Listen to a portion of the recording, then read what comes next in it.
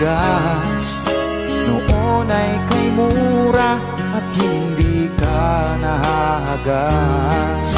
Ngayon nagbago na, sabi nila ay 20 na. Totoo ba? Isa palang istorya.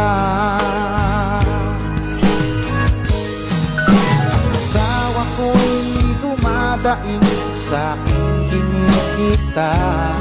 Mga anak namin nag-aaral, wala nang baon, lakad ba?